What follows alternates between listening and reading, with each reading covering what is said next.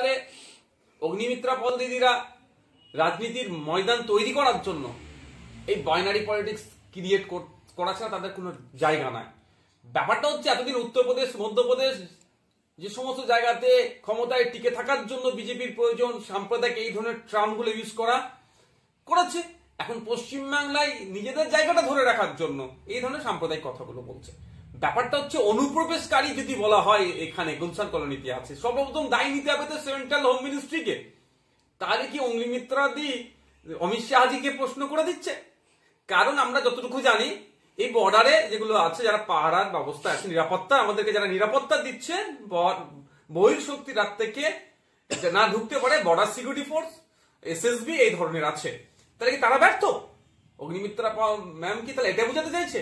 আর সাথে সাথে এটাও আমি বলি যে ব্যাপারটা হচ্ছে যে ভূমি সংস্কার দপ্তরের মন্ত্রী, মুখ্যমন্ত্রী তাকে এই ধরনের মিডিয়ার মাধ্যমে না কথা বলে, এই ধরনের অবাঞ্ছিত শব্দ, অবান্তর শব্দ না বলে বিধানসভায় প্রশ্ন করা যেতে পারে তো। শুধু মিডিয়ায় হাইপ তোলার জন্য, মিডিয়া ফুটেজে, মিডিয়াতে ভেসে থাকার জন্য এগুলো ল্যান্ড জিহাদ করা হচ্ছে। বিধানসভায় যখন মুখ্যমন্ত্রী থাকে, তার দপ্তরের আরো মন্ত্রীরা থাকে, তখন তো প্রশ্ন করতে পারে, মেনশন করে হোক, কোশ্চেন করে হোক, যে পশ্চিমবাংলায় কত কি আছে, ল্যান্ড কত আছে, কত ওয়াকাফ আছে, কত দেবতা সম্পত্তি আছে, কত রিফিউজি ল্যান্ড আছে, সেগুলো কারা কারা বসবাস করছে। এবং এই আমলে পশ্চিমবাংলার সরকার যেটা চলছে, বর্তমানে তৃণমূলের পরিচালিত সরকার চলছে, এই আমলে কতজনকে পাট্টা দেওয়া হচ্ছে এবং স্পেসিফিক পাট্টা কোন জাতের মানুষ কত পেয়েছে, কোন বর্ণের মানুষ কত পেয়েছে, মাইনরিটি, মেজরিটি, এসটি কত পেয়েছে, এই কোশ্চেন গুলোতে করে ডেটা নিয়ে তো বলতে পারে মানুষের সামনে। এইগুলো আমি দেখেছি হয় না। ওখানে একে অপরকে কাদা ছোড়াছুড়ি হয়, কিন্তু বাইরে শুধু বাইনারি পলিটিক্স করার জন্য তুমি বিজেপি, অপরজন টিএমসি, এই বাইনারি পলিটিক্স করে টিকে থাকার জন্য এই ধরনের অবান্তর কথা বলছে। দীর্ঘদিন ধরে বলে আসছে যে মুসলিম তোষণের নামে মুসলিমদের শোষণ করা হচ্ছে। আমাদের কথাটা তখন পছন্দ হয়নি। রাজ্যের প্রাক্তন মন্ত্রী, বর্তমান ডেবরার বিধায়ক ডক্টর হুমায়ুন কবির সাহেব বলেছেন, এবং আমাদেরকে সাথে এটাও অতীব দুঃখের সাথে বলতে হচ্ছে, আমাদের রাজ্যের যিনি মুখ্যমন্ত্রী তিনি বলেছিলেন যে গরু দুধ দেয় তার লাথি খেতে হয়। কিন্তু দুর্ভাগ্যের বিষয়, শুধুমাত্র ভোটার হিসাবেই রাজ্যের হেভি সংখ্যার মুসলমানকে রেখে দিতে চাইছেন। সামাজিকভাবে আপলিফমেন্ট হোক, সামাজিকভাবে এগিয়ে আসুক, অর্থনৈতিকভাবে ডেভেলপ হোক, এরা চায় না।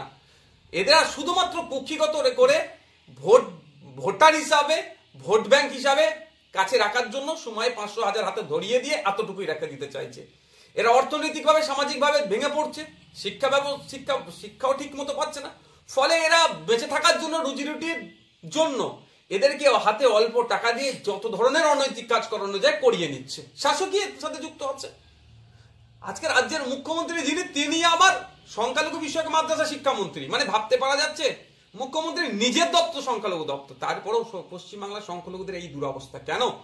এই পশ্চিমবাংলার বর্তমানে যিনি মুখ্যমন্ত্রী তিনি তো বলেছিলেন যে সাচার কমিটির সুপারিশগুলো দেখিয়ে বলেছিলেন যে ক্ষমতায় আসলে সুপারিশগুলো বাস্তবায়ন করা হবে, মুসলমানদের শিক্ষা, স্বাস্থ্য, কর্মসংস্থানের ডেভেলপ হবে। কিন্তু দুর্ভাগ্যের বিষয় ক্রমশ তলে নিতে চলে যাচ্ছে। আমি একটা চ্যালেঞ্জ করে বলছি, যদি 2011 আর 2024 এই টাইমের মধ্যে আবার রিপোর্ট বানানো যায়, আমি রিপোর্ট বানানোর দাবি করছি পশ্চিমবাংলার, আমি বলবো সংখ্যালঘু নয়, সংখ্যাগুরু ভাইদের কাছে আমার অনুরোধ, আপনারাই সংখ্যালঘুদের ডেভেলপমেন্টের জন্য চিৎকার করতে হবে। কারণ আপনারা এখানকার সংখ্যাগুরু, আপনারা সংখ্যালঘুদের যে দুরবস্থা তার নিয়ে যদি সোচ্চার হন, শাসকের টনক নড়বে। তাই আপনারা আওয়াজ তুলুন, এই সংখ্যালঘুদের ডেভেলপ করতে হবে। আর সাথে পশ্চিমবাংলার মানুষ সকলে আওয়াজ তুলুন যে সাচার কমিটির মতো ওই সুপার যে রিপোর্ট ছিল, আবার একটা নতুন করে রিপোর্ট হোক 11 থেকে 24 যে এই সময়ের মধ্যে কত মুসলমানদের, সংখ্যালঘুদের ডেভেলপ হয়েছে। আমি দায়িত্ব নিয়ে বলছি, এই যদি রিপোর্ট হয় দেখা যাবে মুসলমানরা ক্রমশ তলনিতে চলে গেছে। দেশ স্বাধীনের পর থেকে পশ্চিমবাংলায় 3টে সরকার চলছে, কংগ্রেস পরিচালিত সরকার, বামপন্থা লেফট ফ্রন্ট পরিচালিত সরকার, তৃণমূল পরিচালিত সরকার। কিন্তু দেখলে দেখা যাবে সব থেকে বেশি ক্ষতিগ্রস্ত হয়েছে মুসলমানরা এই রাজ্য সরকারের আমলে। 10,000 মাদ্রাসা দেওয়ার কথা বলেছিল, মাদ্রাসা তো দূরের কথা দেওয়া, মাদ্রাসায় যে 614টা মাদ্রাসা বামেদের আমলে ছিল, তাতে 10,000 শূন্য পদ হয়ে গেছে। এমএসকে, এসএসকে, আনএডেড শিক্ষা ব্যবস্থা ধ্বংসের দিকে, টিচার নাই।